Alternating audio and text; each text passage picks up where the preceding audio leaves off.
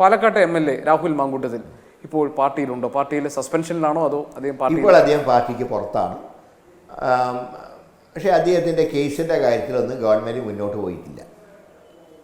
അങ്ങനെ തെറ്റ് രാഹുൽ മാങ്കൂട്ടത്തിൽ ചെയ്തിട്ടുണ്ടെങ്കിൽ അദ്ദേഹം ശിക്ഷിക്കപ്പെടണം എന്നുള്ള കാര്യത്തിൽ ആർക്കും സംശയമില്ല. പക്ഷേ ഇതുവരെയായിട്ട് ഒരു നടപടിയും സർക്കാരിൻ്റെ ഭാഗത്തുനിന്ന് ഉണ്ടായിട്ടില്ല. ഒരു കേസും ഇതുവരെ തെളിയിക്കാൻ സർക്കാരിന് കഴിഞ്ഞിട്ടില്ല. അങ്ങനെയൊക്കെ വരുമ്പോൾ ബാക്കി കാര്യങ്ങൾ നമുക്ക് പിന്നെ ആലോചിക്കേണ്ടി വരും. അല്ല, സസ്പെൻഷനിലായ രാഹുൽ മാങ്കൂട്ടത്തിൽ പക്ഷേ കോൺഗ്രസിന്റെ വേദികളിൽ പ്രത്യക്ഷപ്പെടുന്നുണ്ട്. ഇപ്പോൾ ഉദാഹരണത്തിന് പാലക്കാട്ടെ സ്ഥാനാർത്ഥി പ്രഖ്യാപനത്തിന്റെ വേദികളിലൊക്കെ രാഹുൽ ഉണ്ടാകുന്നു. പാലക്കാട് 1-2 മണ്ഡലങ്ങളിൽ അദ്ദേഹം പങ്കെടുത്തായിട്ട് ഞാൻ വായിച്ചു. പക്ഷേ അദ്ദേഹം സ്റ്റേജിലൊന്നും ഇരുന്നിട്ടില്ല. കോൺഗ്രസ് അനുഭാവി എന്ന നിലയ്ക്ക് അദ്ദേഹം പങ്കെടുത്തു എന്ന് മാത്രമേ ഉള്ളൂ.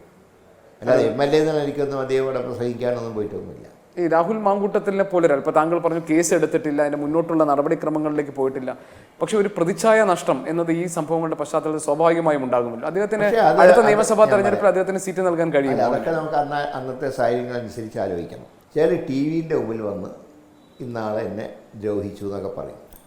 പക്ഷേ എന്തുകൊണ്ട് അന്വേഷണ ഉദ്യോഗസ്ഥന്മാരെടുത്ത് പോയി അത് പറയുന്നില്ല? പറയാനുള്ള സ്വാതന്ത്ര്യം അവർക്കില്ലേ?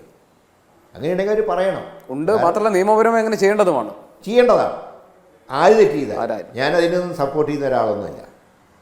അപ്പോൾ അവർ പറയേണ്ട ചുമതലയുണ്ട്. പക്ഷെ അതെന്തുകൊണ്ട് പറയുന്നില്ല? അപ്പോൾ ഒരു സംശയത്തിൻ്റെ പുകമറയിൽ ഒരാളെ നിർത്തുന്നത് ശരിയല്ല. തെറ്റ് ചെയ്തിട്ടുണ്ടെങ്കിൽ ശിക്ഷിക്കപ്പെടണം. പക്ഷേ അതിന് അതിൻ്റേതായിട്ടുള്ള വഴികളുണ്ട്. ആ മാർഗവും സ്വീകരിക്കണം. ലോകത്തെവിടെയായാലും ഏത് സമയത്തും 24 വാർത്തകളും ഓഗ്മെന്റഡ് റിയാലിറ്റി പാക്കേജുകളും എക്സ്പ്ലെയിനറുകളും വിശദമായി കാണാൻ ഞങ്ങളുടെ YouTube ചാനൽ നിങ്ങൾക്ക് സബ്സ്ക്രൈബ് ചെയ്യാം.